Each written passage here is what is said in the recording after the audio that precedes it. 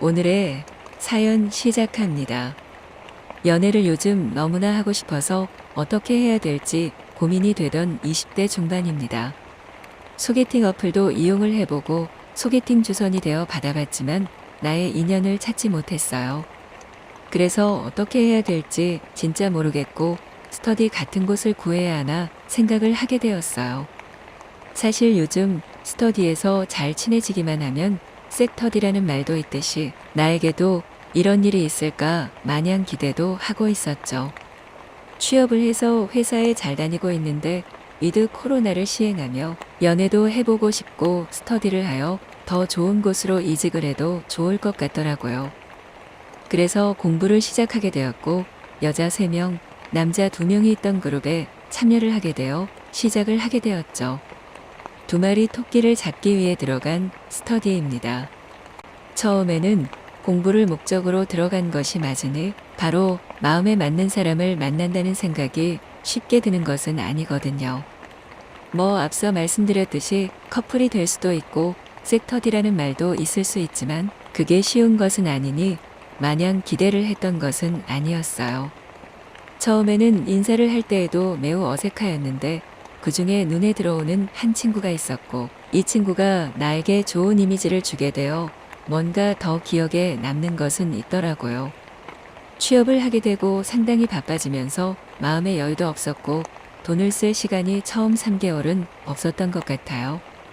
심리적으로 일을 더 잘해야 할 것 같고 배워야 하는 입장이라서 퇴근하면 집에 오자마자 침대로 가기 일쑤였고 야한 영상을 보거나 할 힘도 전혀 없었던 것 같아요.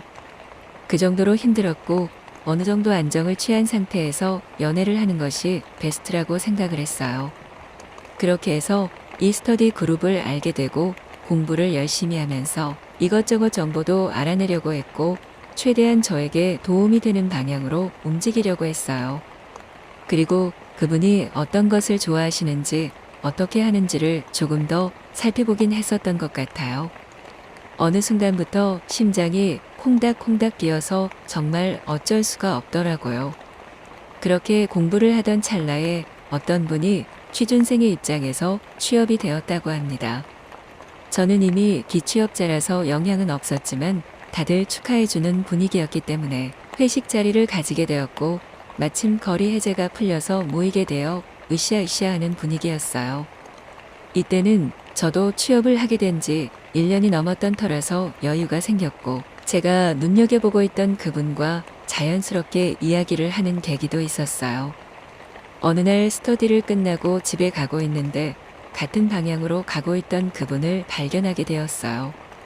같이 걸어가고 있었던 것은 아니었는데 그분이 뭐를 떨어뜨려서 제가 우연찮게 죽게 되었고 그래서 다가가서 저기 이거 떨어뜨리셨어요 했는데 스터디를 같이 하는 그분이었어요.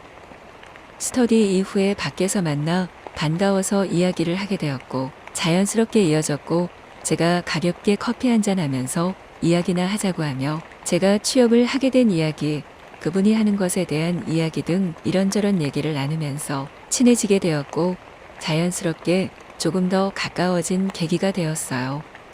그렇게 저희는 조금씩 가까워지던 찰나에 다른 분이 취업을 하시게 되었고 역사적 그날이 가까워지게 되었던 것이죠. 그렇게 해서 저녁 식사를 하게 되었는데 메뉴는 치맥이었어요. 삼겹살에 소주도 이야기가 나왔는데 치맥으로 정하게 되었고 호프집을 찾게 되었어요. 거기서 마셔야 하는 분위기로 바뀌면서 다들 이야기를 하게 되었고 그분과 저는 그 자리에서도 우연찮게 더 친하게 되었고 그러면서 우리의 스파크도 점점 키워져 갔던 것이죠. 그러다가 자리에서 일어나 나오게 되었는데 우리가 가는 방향이 같았고 그래서 당연히 역사에 그날이 시작되었던 것이죠. 이대로 들어가기 아쉽기도 한데 좀 더 얘기를 해보지 않겠냐 하면서 술을 가볍게 더 한잔하자고 해서 칵테일 바로 가게 되었어요. 알고 보니 저도 혼자 살고 있었지만 그분도 혼자 살고 있던 터라 당연히 자연스럽게 연결이 되었고 그렇게 우리는 손을 잡고 키스를 하게 되었습니다. 서로 몸을 탐닉하고 사랑을 하는 과정이 마치 저돌적이면서 아름다운 로맨틱한 사랑의 과정이었고, 그렇게 우리는 서로를 좋아하고 아껴주며 더욱 가까워지게 되었던 것이었죠.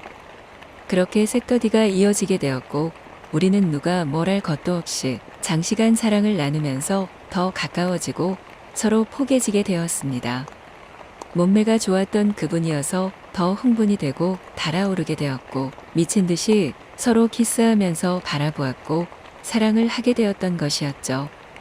그렇게 우리는 서로를 사랑하고 현자 타임도 오지 않은 채 밤새 같이 있었고, 다음 날이 주말이었기 때문에 계속 붙어 있을 수 있었습니다.